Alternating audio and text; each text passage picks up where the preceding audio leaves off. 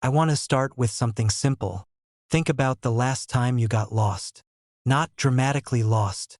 Not stranded in the wilderness with no way home. Just turned around, took a wrong exit, followed a road that seemed right and ended up somewhere you didn't recognize. It happens to everyone. And usually what happens next is equally simple. You check your phone. You pull up a map.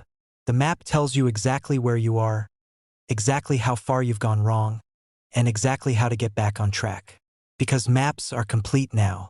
That's the thing we take for granted in the modern world. The roads have all been found. The routes have all been logged. Satellites have photographed every inch of the surface of this planet and stitched it together into something we carry in our pockets. There are no unknown roads anymore. Except there is one. Or something like one. A road, or maybe several roads in different places that might be the same road that does not appear on any map. That has never been logged by any satellite. That does not exist in any official record of any transportation authority in any country where it has reportedly been found. And yet people keep finding it. Drivers, hikers, people who got turned around on familiar routes and ended up somewhere that shouldn't be there. People who followed a road that their GPS not only couldn't identify, but seemed to actively refuse to acknowledge. As if the technology itself looked at what was in front of it and decided it wasn't real. The accounts span decades. They come from different countries, different landscapes, different types of people with no connection to each other and no reason to be telling the same story. But the story is always the same. A road, unmarked, unpaved or strangely paved, leading somewhere the traveler doesn't recognize. And when they try to go back, to retrace their steps, to find the turn they took, to show someone else where it was, it isn't there. The road is gone, like it was never there at all. My name is the Curious Archive. This is mysterious and documented. And today we are going somewhere that, officially, does not exist. Let me tell you about the first type of person who finds this road. They are not looking for it. That is almost universally true across every account I have read. Nobody sets out to find the road. Nobody reads about it online and goes hunting for it on a weekend. Nobody programs it into their GPS as a destination. It finds them, usually in the same set of circumstances. They are driving, almost always driving, though there are walking accounts too, on a route they know. A familiar stretch of road. Something they have driven 100 times without incident. And then something shifts. Sometimes it is gradual. The road they are on starts to feel slightly different. The trees on either side seem denser than they remember. The surface under their tires changes subtly. The landmarks they expect, the turn, the sign, the building they always pass, don't appear when they should. And then there is a junction, or a fork, or simply a gap in the treeline where a road goes off to one side. And they take it. Some of them say they don't know why they took it, that it felt natural, obvious, like it was the way they had always gone. Others say they noticed it was unfamiliar but assumed they had simply never paid attention before. Others say they felt something pulling them toward it that they couldn't explain and still can't. They all take it, and the road continues. It goes on for what feels like a normal distance, sometimes a few minutes, sometimes what feels like much longer. The surface is usually unpaved or paved in an old way. Cracked asphalt, gravel. In some accounts, cobblestones, which shouldn't exist in the middle of whatever landscape the person was driving through. The road goes through trees, mostly. Dense tree cover overhead. The light filtering down in a way that feels slightly off, too golden or too gray, depending on the account. The road curves. It rises and falls with the terrain. And there is nothing wrong with it exactly. It is just a road. Just a drive. But the people on it, almost universally, describe a growing feeling of unease. Not fear, not at first. Just a quiet certainty that something is not right. That they have gone somewhere they shouldn't have. And then the road ends. Or it doesn't end, it simply stops. Not at a destination. Not at a town or a building or a crossroads. It just ceases. The surface runs out. The trees close in. And ahead there is nothing but wilderness. The traveler stops, turns around, drives back the way they came. And here is where every account becomes the same story. They cannot find where they turned off. They drive back down the road they came from. They reach what should be the junction. The fork, the gap in the tree line, the turn. And it isn't there. The road they came from continues as it always did. There is no junction. No fork. No gap. They pull over. They check their GPS. And the GPS shows them exactly where they are, on the road they started on, at a point that suggests they never turned off at all. As if the road they just spent 20 minutes driving down does not exist. As if it never did. Now I know what some of you are thinking. People get lost. People misremember routes. People take wrong turns and then convince themselves something strange happened because the alternative, that they were simply confused, is less interesting. That is a fair and reasonable skepticism. And I want to address it directly, because the accounts I find most compelling are not the ones from people who got lost once on an unfamiliar route. Those can be explained. Memory is imperfect. Roads look different at night than they do in daylight. Fatigue does strange things to spatial reasoning. The accounts I find most compelling are the ones from people who know the area. A man who has driven the same rural route to work for 11 years. Knows every turn. Knows every tree.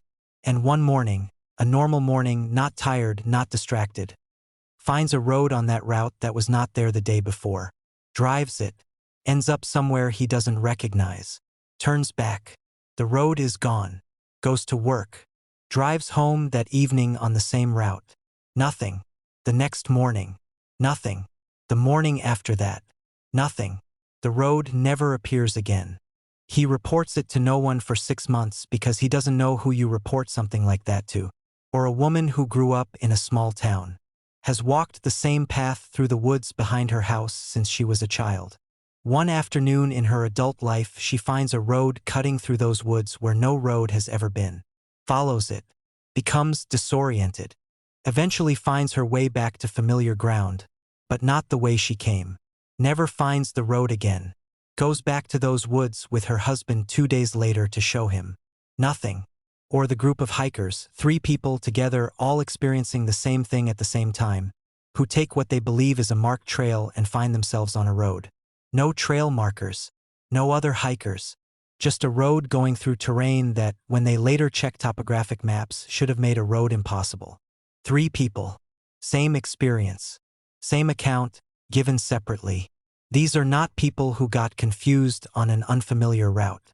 These are people who know their landscapes intimately. And something appeared in those landscapes that had no business being there. What makes the accounts even harder to dismiss is the consistency of the specific details. Not just the disappearing junction, though that appears in almost every account, but smaller things. The quality of the light. Almost every account mentions the light being wrong in some way. Not dramatically wrong. Not green skies or 2 suns. Just slightly off. The angle of the shadows not matching the time of day. The color of the afternoon light feeling more like early morning or late evening. The sound, or the lack of it. People drive through forests and they hear things. Birds, wind, the ambient noise of a living ecosystem. On this road, many accounts describe a reduction in sound. Not silence exactly, but a dampening, like the world was slightly further away than it should be. And the temperature, cooler, almost always described as noticeably cooler than the surrounding area. Not cold enough to be alarming, just enough to notice. These are not details that get embellished into a ghost story. These are the kinds of details that stay consistent precisely because they were real sensory experiences that the person couldn't explain and couldn't forget. Here is where the story gets genuinely fascinating to me, because some of these people didn't just go home and try to forget what happened. Some of them went looking, not in a dramatic expedition sense, but in the quiet, methodical way that people do when something has gotten under their skin and won't let go. They went back to the area. They drove the route again and again. They studied maps. They cross-referenced satellite images. They talked to locals. They tried to find any official record of any road, current or historical, that matched what they had experienced. And what some of them found was interesting. In several cases, historical maps of the area, old maps from decades or centuries earlier, showed roads that no longer exist. Roads that were built, used for a period, and then abandoned. Roads that over time were reclaimed by vegetation, washed out by erosion, simply ceased to be maintained and ceased to be used.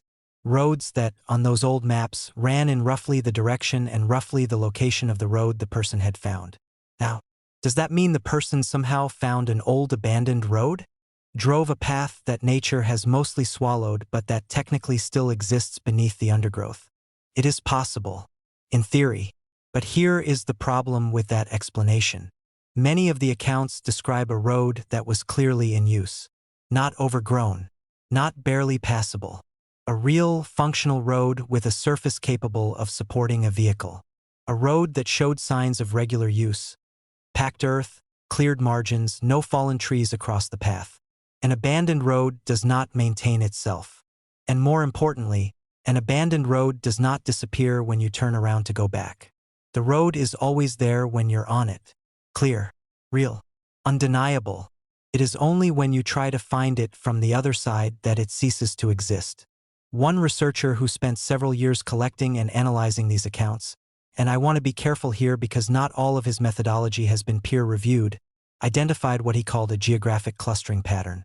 The accounts, when plotted on a map, did not appear randomly distributed. They clustered along certain types of terrain.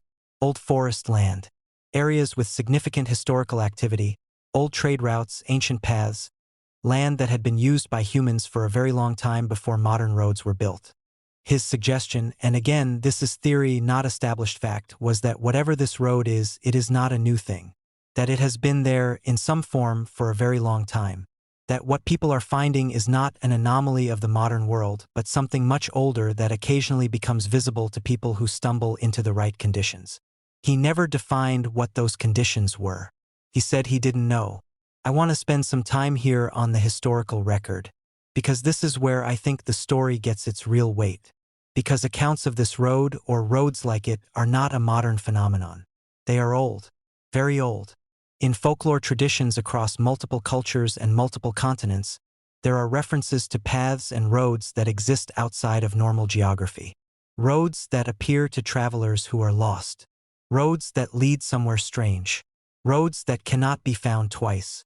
In some traditions, these roads are considered dangerous. A path that appears from nowhere is a path you do not take. It leads somewhere you do not want to go, and it may not bring you back. In others, they are considered sacred. A road that appears to you is a road meant for you. It is leading you somewhere important. The fact that it cannot be found again is not a warning. It is a confirmation that the journey was meant to happen and has now been completed. What is striking is that these traditions developed independently of each other. In cultures with no contact. In landscapes with no similarities. And yet the core elements of the account are the same. A road that appears, that feels real, that leads somewhere unfamiliar, that cannot be retraced. This is not a story one culture told and others borrowed. This is a story that multiple cultures arrived at separately, which either means it taps into something universal in human psychology, some deep fear of the unknown path, some shared archetype of the journey that cannot be undone, or it means that many different people in many different places across many centuries were describing the same experience. A real experience. And then there are the more recent official records, or rather, the absence of them. Several people who experienced this road attempted to report it. Not to paranormal investigators, to authorities, transportation departments, local councils. They wanted to know if there was an unauthorized road in a particular area. If there was a private road they might have accidentally accessed. If there were any records of historical routes in the region that might explain what they had seen. In every case, the answer was the same. No. No record. No historical route. No unauthorized road. No explanation. In one case, a transportation authority sent an inspector to the area, prompted by a particularly detailed and persistent account from a credible witness. The inspector spent 2 days surveying the area on foot. He filed a report. His report concluded that there was no road, no evidence of a road, and no terrain features that would have supported a road of the type described. He also included a single sentence at the end of the report that was not elaborated on and not referenced in the conclusion. He wrote, and I am paraphrasing here because the original document has not been fully released, that during his survey he had on one occasion experienced a brief but distinct sensation of being on a path that he could not account for, which resolved itself within a few minutes and left no physical evidence. He did not explain further. The report was filed. The case was closed. All right, let's talk about what this could actually be. And I want to go through these carefully, because I think some of the explanations people reach for are too easy. And I think the truth, whatever it is probably more interesting than any single theory can contain. The first theory is misperception and false memory. The human brain is not a recording device. It is a storytelling machine. It takes in information, fills in gaps, creates narratives that make sense of experience, and sometimes it gets things wrong. People who are tired, distracted, emotionally preoccupied, or simply not paying full attention can take a wrong turn and later misremember the sequence of events in ways that make the experience seem stranger than it was. This is a real phenomenon. It is well documented in psychology, and it accounts for a significant number of the less detailed accounts of this road. But it does not account for the group experiences. It does not account for the consistent specific details across unconnected accounts. And it does not account for the inspector's note at the end of his report. Misperception is a partial explanation. It is not a complete one. The second theory is that the road is real and hidden. Private roads exist. Military installations have roads that don't appear on public maps. Industrial operations in remote areas sometimes build and maintain roads that are never registered with transportation authorities. It is not impossible that what people are finding is a legitimate physical road that has simply been kept off the record for reasons that have nothing to do with the supernatural. This theory is appealing because it requires no unusual assumptions. It just requires secrecy, but it struggles with the disappearing junction. A real road, however secret, does not vanish when you try to find the entrance from the other side. The junction is physical, cannot be hidden retroactively. If you turned off a road to get onto another one, that turn exists. It is gravel or asphalt or dirt. It does not cease to be there because you are now looking for it, unless someone is actively concealing it. But that would require a level of ongoing, coordinated effort that seems implausible across dozens of separate incidents in different locations over many decades. The third theory is that the road exists in a different layer of time. This is the one that sounds the most outlandish. I know that, but stay with me for a moment. Because if you take the historical records seriously, the folklore accounts, the clustering of sightings along ancient routes, the fact that old maps sometimes show roads in the locations being described, there is a possibility worth considering. What if what people are finding is a road that used to exist? Not as a hallucination, not as a trick of memory, but as something like an echo. A remnant of something real that occasionally becomes accessible under conditions we don't yet understand. There is a concept in physics, not fringe physics, mainstream theoretical physics, that time may not be as linear as we experience it. That under certain conditions, what we call the past is not simply gone but exists in a way that is normally inaccessible to us.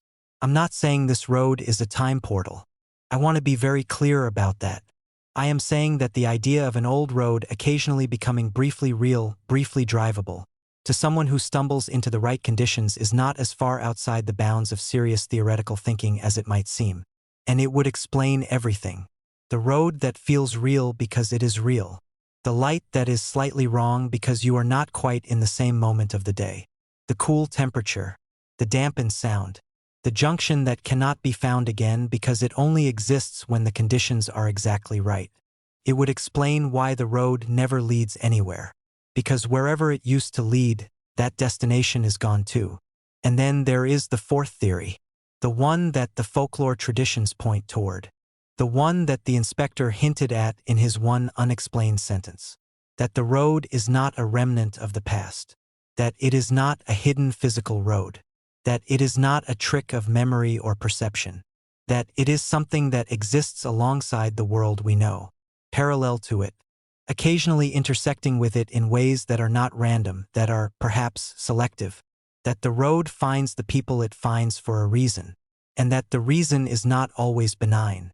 I don't know what I believe about that, but I know that every person I have read an account from, every single one, describes the moment they realized the road was gone behind them in the same way.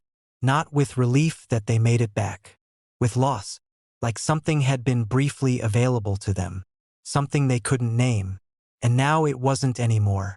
And they have spent the time since trying to find it again. None of them have. Here is what I keep thinking about. Maps. We have mapped everything. Every road. Every path. Every goat track in every remote corner of every continent. We have satellites that can read a license plate from orbit. We have technology that knows not just where roads are but what condition they are in, how much traffic they carry, when they were last resurfaced. We live in a world with no blank spaces left. And yet, people keep finding a road that isn't on the map. Not one person. Not in one place. Not in one era. Many people. In many places. Across many years. All of them describing the same thing. I find that not frightening exactly, but humbling, because I think we have become very comfortable with the idea that we know the world. That the map is complete. That if something existed it would be on the record somewhere. That mystery is what happens when people don't have enough information.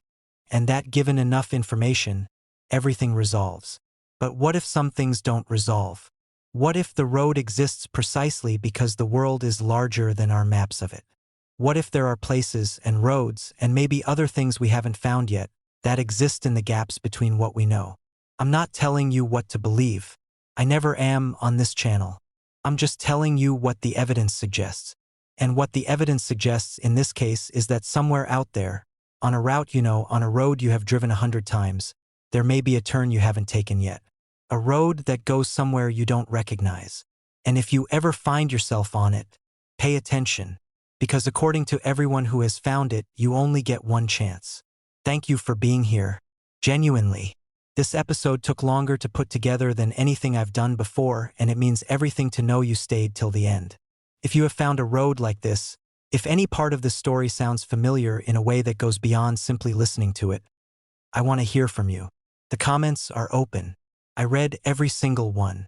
Subscribe if you want more, because we are only getting deeper from here. Next week, we go somewhere that makes this road look like a detour. Until then, watch where you turn.